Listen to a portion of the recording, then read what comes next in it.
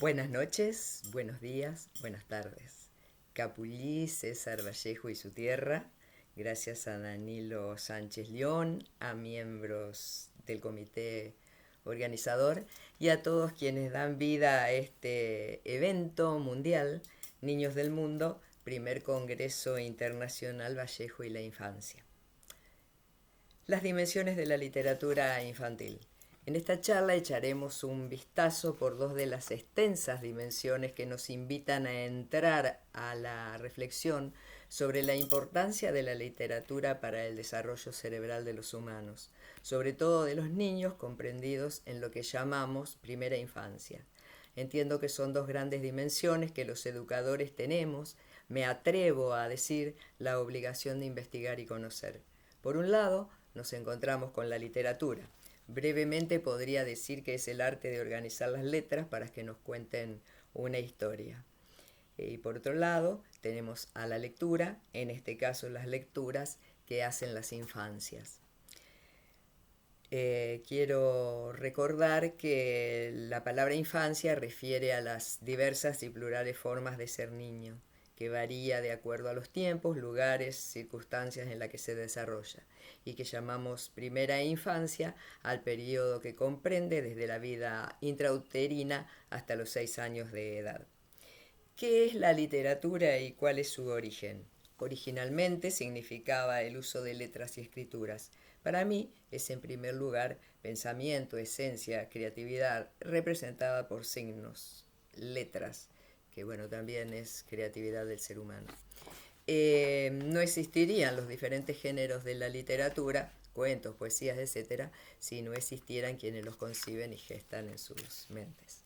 Esta dimensión de la literatura, el arte de contar oral o escrito, es de vital importancia para la evolución del ser, sobre todo en esta etapa, primera infancia, en la que se da una explosión de sinapsis o de conexiones neuronales. El desarrollo de las neuronas involucra la activación de genes y la estimulación de las conexiones sinápticas entre las células nerviosas. En este periodo clave, toda la información del mundo exterior influye en la capacidad de las funciones del cerebro. ¿Lo limitan o le otorgan libertad? Se trata de una parte de nuestro cerebro que se forma, desarrolla y adquiere sus capacidades a medida que perfeccionamos y sumamos mapas o redes neuronales. Estos se van creando mediante un conjunto de asociaciones espontáneas que vamos realizando a partir de un concepto que motiva u origina la fluidez de las ideas. En este caso nos vamos a dedicar a la corteza prefrontal, donde se llevan a cabo las funciones cerebrales llamadas funciones ejecutivas, las que nos dan la posibilidad de pensar, crear, guiar, administrar, supervisar, etcétera, nuestras acciones. Se trata de una extensa red neuronal distribuida en la corteza prefrontal. Es esta la oficina que nos distingue como humanos. Es la mejor conectada del cerebro, la más evolucionada. Su desarrollo es más lento que las demás áreas cerebrales, porque cuando nacemos nuestro cerebro no tiene el suficiente desarrollo como para enfrentar los desafíos del mundo exterior. No tenemos desarrolladas las habilidades de pensamientos ni de otras destrezas mentales. Esta parte del cerebro finaliza su crecimiento alrededor de los 26 años. ¿Y por qué digo que nos dan la posibilidad de controlar nuestras acciones? Porque para ello debemos ejercitarlas correctamente, educarlas convenientemente. De lo contrario, desaprovechamos o perdemos esa invaluable posibilidad dejando su formación al azar o a la voluntad de otros. Las funciones ejecutivas son complejas funciones cognitivas que nos definen como seres sociales y que nos permiten razonar, resolver problemas, planificar, tomar decisiones, coordinar, controlar el tiempo, ordenar temporalmente los estímulos, fluidez verbal, autorregulación emocional, aprender de las experiencias y errores, capacidad de sentir y expresar emociones, etcétera. Son fundamentales en el desarrollo, desenvolvimiento y comportamiento personal, absolutamente necesarias de su habilidad integral depende de la capacidad de controlar nuestras acciones complejas básicas de la cognición, la emoción y la conducta humana. Cuando narramos un cuento, una historia, un poema, un ensayo, activamos nuestras funciones ejecutivas. Al activarlas, adquirimos, desarrollamos, ejercitamos y mejoramos la capacidad de todas las funciones del sistema ejecutivo de nuestro cerebro. Se conocen muchas actividades para ejercitar y desarrollar las capacidades de cada una de estas funciones, pero es con la narrativa que la ejercitamos y desarrollamos a todas. Con esta estrategia se logra sentirnos creadores, productivos, independientes, nos resulta atractivo. Estos estímulos positivos impulsan la recompensa cerebral, activación de regiones cerebrales donde se genera dopamina, que facilita la atención, el aprendizaje, el trabajo satisfactorio, que nos entusiasma, nos motiva, nos enciende el deseo de repetir la experiencia de imaginar, crear, planificar, organizar, tomar decisiones, establecer metas, resolver problemas, autocriticar, etcétera, que es todo lo que hacemos cuando nos disponemos a narrar.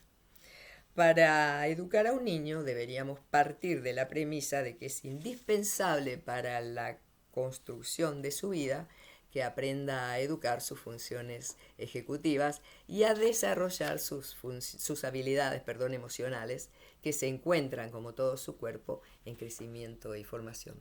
La mayoría nos preguntamos, ¿cómo hacer para enseñar a un niño a desarrollar y a cultivar positivamente estas funciones, precisamente en su corteza prefrontal, que ha comenzado a formarse y continuará haciéndolo durante su adolescencia y buena parte de su juventud? La respuesta es leyendo, inventando, contando cuentos, gestando historias, escribiendo poemas, narrando, recordando. Los niños son narradores innatos. Alentémoslo a continuar haciéndole siempre. No destruyamos esa invaluable capacidad que comienza con el habla y con una estructura débil y que se mostrará más completa alrededor de los 5 o 6 años de edad, cuando ya logran producir narraciones con todas sus condiciones. Tema central, personajes, trama. Motivemos a los pequeños y a los adolescentes con nuestros ejemplos. Contemos historia, abramos la puerta al mundo mágico e inagotable de los cuentos. Invitémosles a entrar, a contar algo de sus días, de la escuela, de lo que se nos ocurre. Demostremos entusiasmo. Nuestro entusiasmo les motivará. Sus neuronas espejos, células que componen el sustrato cerebral de la imitación y la empatía, son determinantes para el aprendizaje tanto de intenciones, emociones como de acciones. Se contagiarán y sentirán el deseo de hacer lo mismo. No importa si lo hacen bien, más o menos, mal o muy mal. Lo importante es que lo hagan, sin correcciones. Si les corregimos, podemos intimidarles y quitarles las ganas de volver a hacerlo. Quiero dejar bien claro que contar historias es imprescindible para el desarrollo significativo de las funciones ejecutivas. También es muy importante para que exploren las diferentes maneras de comunicarse y de expresarse. La importancia de la comunicación, la importancia de la expresión de sus ideas, de la elección y la organización de sus palabras, la importancia del contenido de lo que dicen, el poder y el valor de la palabra. Las estrategias que adquiere el niño, consciente o inconsciente, durante el proceso de leer y de gestar historias son determinantes para el éxito en todas las etapas y áreas el tiempo que dure su vida. Crear, imaginar, pensar, como dijimos antes, todo lo que nos lleva a hacer cuando narramos una historia, hacen que enriquecen o fortalecen la autonomía de trabajo, la autoestima, la flexibilidad cognitiva, el control inhibitorio. Además, aprendiendo a narrar, también aprendemos a escuchar, que es indispensable para el autocontrol, para la comunicación, para incorporar conocimientos y tantas otras cosas más. Por otro lado, en la dimensión de la lectura, Tenemos, en primer lugar, a las infancias como creadoras de sentidos y capaces de leer en diversos modos, no solo alfabéticamente. En segundo lugar, a los mediadores o adultos, puentes entre libros e infancias, asistentes que ponen voz al texto literario y ofrecen sus miradas y oídos para invitar a la interacción y hospedar las distintas lecturas.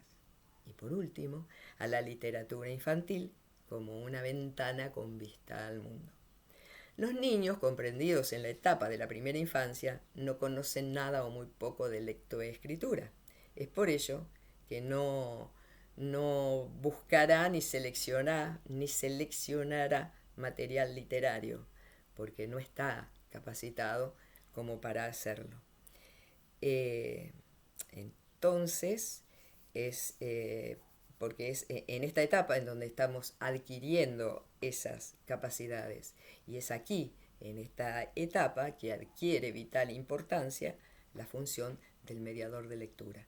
¿Y a quién llamamos mediador de lectura? A quien tiene la capacidad que no tiene el niño para seleccionar, analizar, adquirir material literario adecuado a la edad de los pequeños lectores. A quien se informa también, porque también debe informarse sobre cómo está compuesta la franja etaria de sus aptitudes, me refiero a sus aptitudes diferentes que pueden tener los componentes del grupo con el que compartirá lecturas, afectos, juegos, emociones, miradas, aprendizajes. Grupo con el que construirá vínculos. Debe conocer los libros aptos para esta franja etaria que resulten atractivos, comprensibles, motivadores, con o sin texto.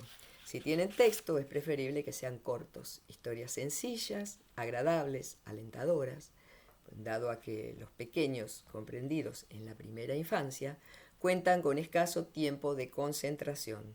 Debemos intercalar e interactuar con juegos, rondas, caminatas, que son muy recomendadas para todas las edades porque la actividad física, nuestros músculos producen irisina que viaja al cerebro y contribuye a la sinapsis y a la creación de nuevas neuronas. A quien puede garantizar las condiciones necesarias, cantidad y variedad de libros, espacios para ejercitar la lectura y los desplazamientos, tiempo para que los niños puedan facilitar el despliegue como lectores. A quien presenta los libros de manera atractiva, explora exhaustivamente cada una de sus partes, se apropia del contenido del libro elegido, genera vínculos con el libro y con todo su contenido, motiva las diferentes lecturas y experiencias sensoriales. Abre ventanas que permitan leer el mundo y descubrir la vida para que entre el sol de la imaginación, fuente inagotable de creatividad. A quien disfruta del momento, contagia entusiasmo, ofrece encuentros placenteros, mantiene continuidad y frecuencia para que resulte progresivo, descubre y comparte la magia latente entre las páginas del libro y conecta con sentimientos, emociones, sueños, juegos, descubrimientos, conocimientos, etc. Promueve situaciones de diálogo, escucha, análisis, creatividad, disfrute. Invita a la interacción valorando y respetando la construcción de sentido que cada pequeño logró. Permite el protagonismo de los niños que puedan decidir interferir, interrumpir en el momento que ellos crean, movilizados por recuerdos, vivencias, emociones. Respeta la obra y la posibilidad de las infancias de ampliar vocabulario. No cambia palabras ni altera textos, lo presenta en su totalidad. A quien se dispone a alojar las diferentes lecturas que los niños logren hacer, aprende de ellas, fortalece el interés por la lectura, la escucha, la palabra, las huellas para toda la vida, que serán las que guíen a las infancias para realizar futuras lecturas y para enriquecer sus propios sentidos del mundo. Con la presencia activa de los mediadores, los lectores construyen sus propias lecturas. No vamos a la lectura como un libro sin hojas, vamos con páginas que comenzamos a escribir desde antes de nacer. Hojas de rutas que la neurociencia llama mapas neuronales, que iremos ampliando, agregando nuevos, sumando hojas que irán reflejando y respondiendo a todas las lecturas que hayamos realizado durante nuestro tiempo vivido. Leemos todo lo que nos ofrece el mundo en el que estamos insertos, lo que nos rodea en la vida cotidiana. Pero es la literatura la que nos ofrece múltiples y plurales lecturas, la que nos saca de nuestro lugar de residencia, la que nos lleva por diferentes geografías, culturas y conductas. Por eso, cuidado. No todo lo que está o esté catalogado como literatura infantil es de buena calidad como para contribuir a la formación del ser humano auténtico. Porque las infancias, como dije recién, no cuentan con capacidad de crítica, análisis, control inhibitorio, etc. Los mapas que cada niño construya, repito, serán guías y razón de su capacidad y calidad de interpretación. ¿Y por qué hago hincapié en la importancia de la literatura durante este periodo? ¿Qué nos decimos los adultos lectores cuando finalizamos de leer un libro? Me encantó, me siento lleno, qué placer, etc. ¿Por qué decimos eso? ¿Qué pasó por nuestro ser? Dado a que las lecturas, en este caso literarias, movilizan emociones, nuestro ser reaccionó ante los estímulos generados por la acción que acabamos de hacer. Cabe recordar, como vimos hace unos segundos, que ningún lector hará la misma lectura que otro de un mismo texto. Por ese motivo también serán diferentes los estímulos, porque nuestros sentidos o mapas generan una necesidad o sentimiento que subyace en cada ser, que lo impulsa a hacer su propia y única lectura. No por lo que dicen o hacen los demás, sino por los pensamientos que se desencadenan en nuestra mente cuando alguien dice algo diferente a lo que sentimos, pensamos o hacemos, guiados por nuestros propios mapas. Es nuestro propio pensamiento el que realiza la lectura. Es nuestro propio pensamiento el que indica a nuestro sistema sensorial captar el estímulo que considera necesario. Porque nuestro propio sistema sensorial, guiado por nuestros mapas ejecutivos, capta, entre todos los estímulos existentes en el medio ambiente, solo los indicados. Son estos estímulos los generadores de emociones que desencadenan un sinnúmero de acciones que impulsan la generación de sinapsis y de nuevas neuronas, con lo que vamos enriqueciendo o construyendo nuestros mapas mentales. Por lo tanto, mentales o neuronales, perdón. Por lo tanto, con la lectura agregamos información a alguno de nuestros viejos mapas mentales o habremos creado uno nuevo. Estudios realizados hace unos pocos años demuestran que estos procesos pueden alterar o generar cambios en procesos epigenéticos. Plantean que cada etapa del desarrollo humano está guiada por un orden natural interno que actúa como una preprogramación biológica que interactúa con el medio ambiente. Entonces, porque leer construye sentido o mapas neuronales, es en la primera infancia o periodo sensible cuando nuestro cerebro cuenta con mayor plasticidad, que está en plena etapa de formación, que tenemos que tener especial cuidado en la calidad del material que ofreceremos para todas sus lecturas. No olvidemos que leemos con todos los sentidos y que interpretamos según nuestras guías y razones. Las infancias, que comienzan a establecer diálogos, que comienzan a interactuar, responden a gritos, sonidos, ritmos, olores. En realidad responden a todos porque tienen muy pocos mapas construidos y por lo tanto responden a prácticamente todos los estímulos que reciben del medio ambiente. A medida que avanzan por los caminos de las lecturas de sus mundos cotidianos y literarios, construyen sus propias lecturas, otorgan nuevos y más complejos significados, las suman y entraman con las anteriores, las interpretan, se las apropian y modifican, se vuelven autores de sus propios mapas neuronales, de sus propias huellas. Si les ofrecemos libros que hacen apologías a malas conductas, intimidan, amenazan, atemorizan, crean estereotipos, etc., ¿qué mapas construirán? Todos somos constructores de sentido. Nadie es analfabeto de significación. Perdón. Siempre estamos leyendo con nuestros aprendizajes y los saberes que tenemos almacenados. Todos los individuos almacenamos en la memoria una colección de textos. Cada niño que va a una lectura lleva su textoteca personal incorporada, lleva su camino lector. A la lectura, como dije hace un momento, no vamos como un libro vacío, con páginas en blancos. Vamos con nuestro propio mapoteca que siempre nos sitúa y devuelve a la cultura a la cual pertenecemos, donde hicimos nuestras primeras lecturas. Porque es allí que en los primeros años fijamos bases de sentidos sobre el mundo y sobre la vida. Comenzamos a dibujar mapas o sentidos que construimos del mundo y que serán los que regirán la evolución de las facultades como principio habilitador que determine el proceso de adquisición gradual de competencias, comprensión y autonomía. Dicho de otra forma, nuestro punto de vista donde nos paramos, analizamos, construimos la vida de nuestro propio mundo. A continuación les doy un ejemplo.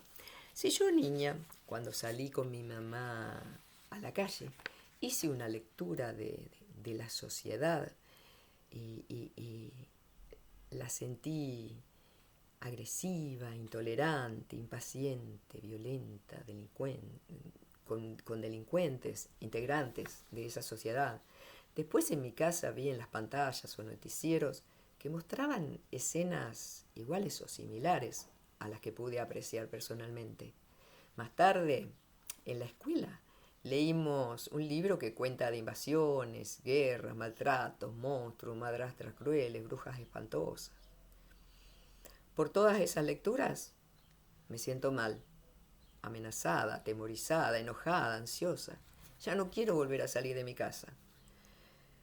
Al realizar mis lecturas siento temor, amenaza, impotencia, etc. El cortisol y sus neurotransmisores asociados hacen que se me acelere el corazón, que deje de funcionar correctamente mi sistema digestivo, que tense mis músculos, que no pueda conciliar el sueño, que no pueda concentrarme, que no logre memorizar, que me construya en permanente estado de alerta y defensiva, agresiva, destructiva, impaciente, intolerante, desequilibrada, ansiosa, depresiva, etc. Está comprobado por la neurociencia que nos construimos igual o peor que aquello a lo que tememos. Cuando percibimos una amenaza, nuestra conducta termina constituyendo una defensa que, sin darnos cuenta, ocasiona aquello de lo que nos defendemos.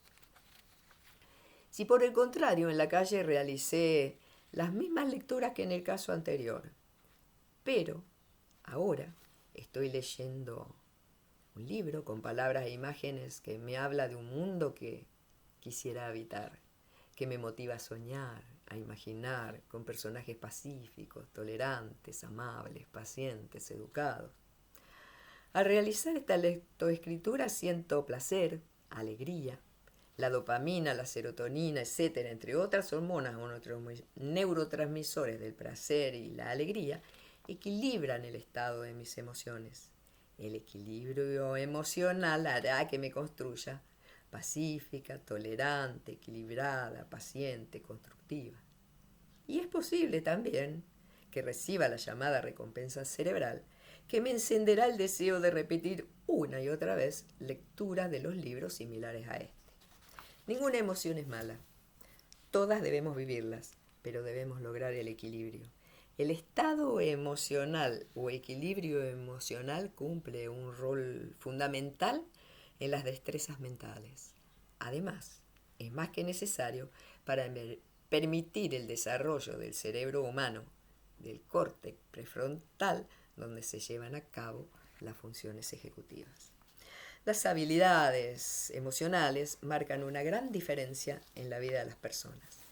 Es por ello que quiero recalcar en este momento que estas dos dimensiones de la literatura son cuestiones vitales para la formación del cerebro y para el bienestar psicofísico personal.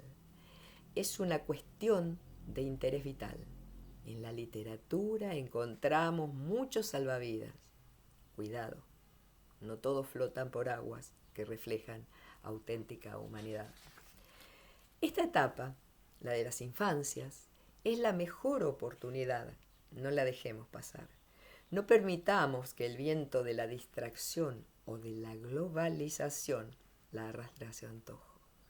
Aferrémosla a salvavidas de bienestar emocional, de ética, de valores humanos. No perdamos de vista a los que nos provee la literatura en soporte papel mejor. Protejamos a las infancias y a todo su potencial para que sean niños felices, sin heridas, que disfruten su tiempo. Cuidemos su crecimiento, no los apresuremos, que no naufrague su esencia. Un niño feliz será un adulto pacífico. Evitemos futuras sociedades rotas. Eduquemos conforme a la forma que aprende el cerebro.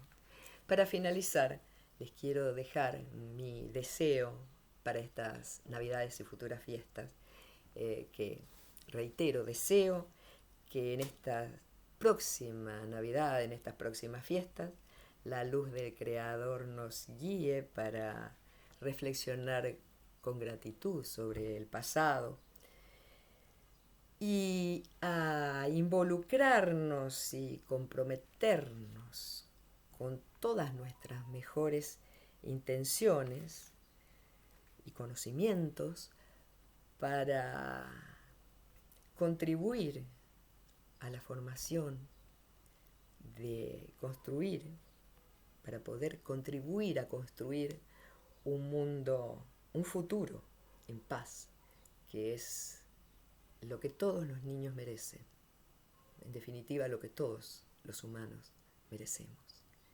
Feliz Navidad y feliz Año Nuevo para todos. Liliana Cepilli desde Argentina. Gracias.